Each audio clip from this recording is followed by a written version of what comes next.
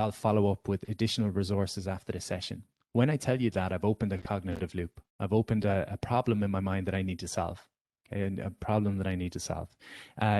Me bringing out my bins out on a Sunday night, that's another problem. That's another loop that's open in my mind. Promising someone I'll email them back is another loop. There's all these different loops that are open in our mind. And again, neuroscientists will suggest we have about 200 of these open loops at any given time.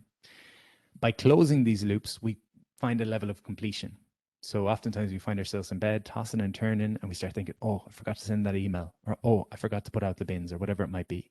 These are open loops that are running somewhere in the background. And so the first suggestion for sleep is if I can have pen and paper at my bedside, and I can take my pen and paper, and I can just get any thoughts that are on my mind onto paper before I go to sleep, this can be really useful, just to close out some of those problems that we haven't yet solved.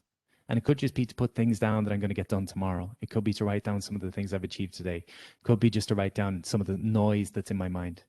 I always find that things can happen and they can be quite innocent in what happens, but then we put them in our mind and we make them more dramatic than they might otherwise be. So again, a colleague might say something to me.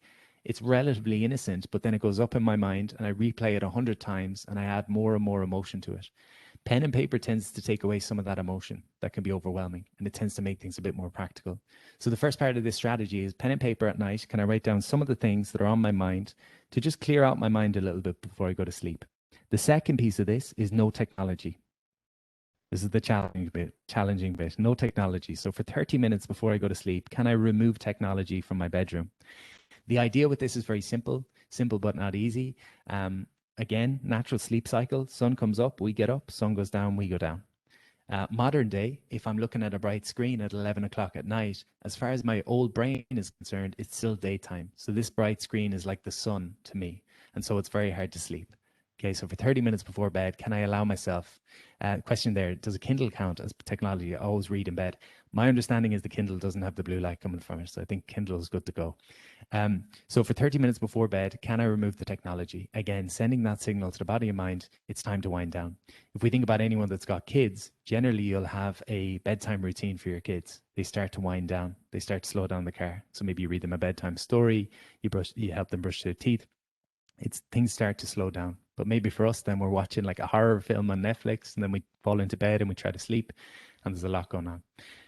And so no technology for 30 minutes. I get my thoughts on paper. And the final bit of this, which we'll try now real time, is the box breath. The box breath. People familiar with the box breath? Quick yes or a no in the chat box. Lots of yeses and lots of no's. Okay, so the box breath. Okay, we'll do a couple of these. It's nice to do it real time. So the box breath is probably the simplest way, one of the simplest ways. The breath in general is one of the simplest ways of telling the body and mind that we're relaxed and we're calm. I share this with a lot of teenagers in particular, and I tell them you have to trust the breath. So the last thing in the world we want to do sometimes when we feel stressed is press pause and take a couple of breaths. It's funny, I work with different types of companies, and there's certain companies where when I suggest we're about to do a box breath, I just see the numbers dropping. I just see people dropping, and I can imagine the narrative is, I don't have time to breathe. But it's amazing the difference 2 to 3 minutes of this can make. So if we think about what we look like when we're stressed in terms of physiology, stress, we tend to breathe into our chest. We tend to breathe quite shallow, and we tend to breathe quite fast. So fast, shallow, and into the chest. And then if we think about what a calm breath looks like, we can say it's through the nose, it's slow, and it's deep into the belly. So two very different things. So with that in mind, what we might start thinking of doing is, can we reverse engineer the breath? Can we slow the breath down so that we send a signal to the body and mind that we're relaxed and we're calm and we're not under threat? Okay, so we're slowing things down. So the box breath is called the box breath because it's got 4 parts and they're all equal, like a box.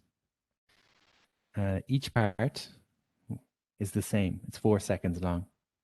So what I mean by that is I breathe in for 4 seconds and then I hold for 4 seconds. I breathe in for 4 and I hold for 4. Then I breathe out for 4 and I hold for 4. So this is a box. That's one breath, 16 seconds. A couple of these only takes 1 to 2 minutes.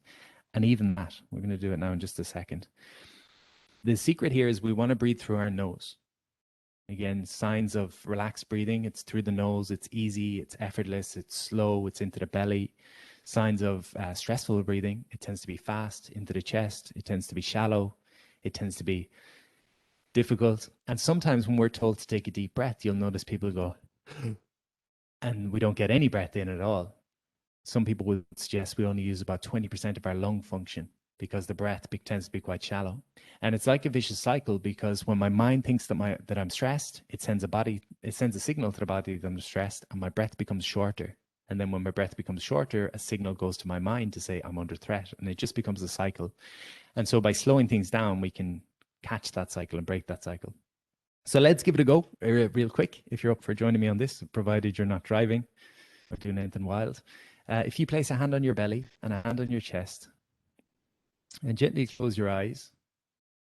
So one hand on belly, one hand on chest, gently closing the eyes, and just notice where the breath is before we even start, without having to change anything. So maybe you notice the breath is already deep into the belly, or maybe it's a little bit more shallow.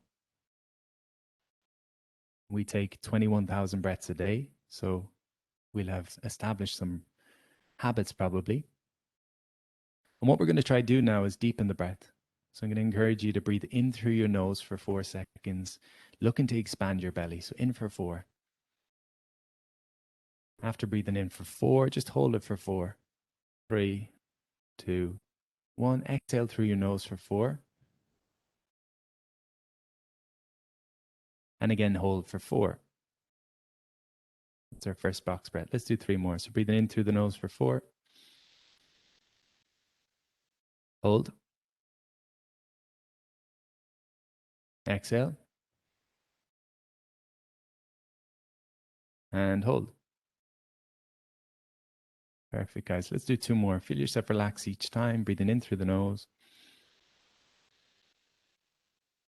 Hold. Exhale. Feel yourself relax. And hold.